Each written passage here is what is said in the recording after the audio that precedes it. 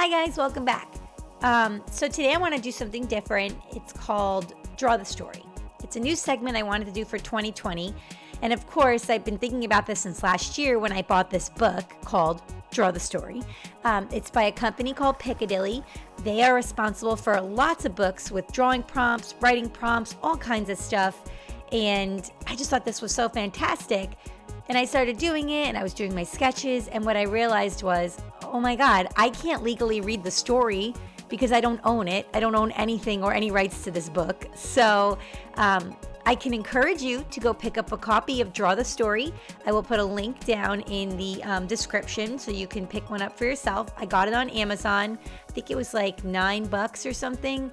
It's a really cool book. It has all different types of stories in it. And it's just a nice way to get your creative juices flowing and maybe do an illustration. You know me, I like a lot of complexity and lots of layers to my drawings. And I don't know, it's just a really fun way to kind of figure some stuff out and get some things on paper without necessarily having to think of your own like story, literally. Like I know that's really hard for people, especially like when you're going through creative block. This could help. So with that being said, I first started by doing sketches in the book right under the story. And obviously next time when I'm filming, I will block out the story in the book so that you can't see it so I don't get sued. But I'll be able to show you my sketches in the book and how I got to the end result here that I got to. And then once I had it fleshed out, I put it on the watercolor paper and just started to go crazy and play around with the watercolor, which typically I don't use watercolor, but I'm really trying to think outside the box and do things that I'm not always comfortable using because that's the only way you get better at stuff, right? Is keep doing it. So I'm doing it. Although I think next time I might work with some gouache because I do like more of an opaque paint. Like obviously I use acrylic all the time, but I think next time I'll try working with gouache and then also keeping them in the same book. I want to keep everything together, so I'll probably use like a really nice moleskin book or something that can accommodate for gouache and Copic and all that kind of stuff. Because at the end, I actually did add a couple little swipes of Copic in there to kind of add more color and do a couple things, but I didn't film it because it wasn't something I knew I was going to do. I kind of just did it like as a test at the end. Before I took my photographs and then I took more photographs because I liked the way it came out. So yeah, so I'm going to try to stick with doing everything together, keeping all my sketches in the Draw the Story book, and then have a coinciding illustration book that goes with it, or a sketchbook, I should say.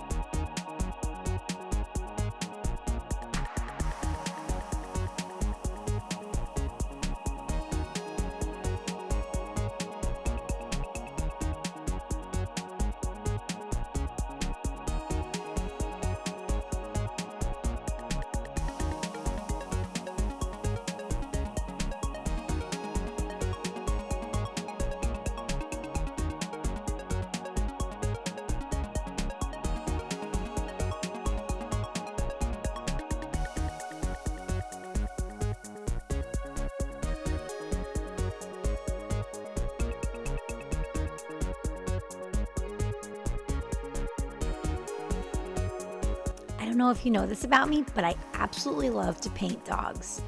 We do it every month at Painting with a Twist. We have people come in and they paint their pet, and I'm always there to help out. It's just something I love to do. I do pet portraits. I do my own dessert dogs where I draw like dogs with the dessert on their head. I like silly stuff too, so. But the most exciting part of every dog portrait is this, when you're putting the noses in and the little highlights on the eyes and stuff, because that really brings the pet to life. So I guess for 2020, I'm going to be trying to do something new every day, or at least every week, where I'm just pushing myself and trying new things. I have a lot of great stuff coming. I have my graphic novel I want to have out by the end of the year, my children's book. But in the meantime, I'm just going to keep pushing those boundaries and keep trying stuff new. And I hope that you will join me. I'll see you guys back at the drawing board.